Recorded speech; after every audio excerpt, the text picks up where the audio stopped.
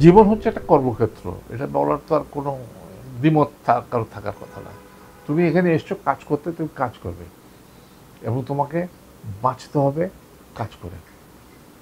এখন যদি একটি লোক বলে যে আমার ভালো লাগে না, আমি কী করবো, কেমন করে বাঁচবো, তখন তাকে বলতে হবে যে আনন্দ করবেন, যদি বাঁচতে চান তাহলে আনন্দ করবেন। তখন সে জিজ্ঞেস করে যে কী করে আনন্দ করব, কাজ করবেন, কাজ করলে আনন্দ, ওই আনন্দ থেকেই বাঁচবেন। এই থিওরি আমি চেষ্টা করি ফিল আপ করতে সবসময়।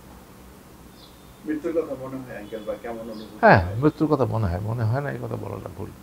এখন তো ধরো I am 80+, so it's high time, you never know when it will happen. So I am ready for that. আল্লাহর কাছে আমি হাত তুলে দিয়েছি। আল্লাহকে আমি সবসময় বিশ্বাস করি, মনে প্রাণে বিশ্বাস করি, সেখানে কোনো কমতি নাই। আমি প্রতি মুহূর্তে আমি বলি আল্লাহ একটু ভালোভাবে সুন্দরভাবে নিয়ে যেও, যত কষ্ট কম দেবে ততই কৃতজ্ঞতা বাড়বে আর কি।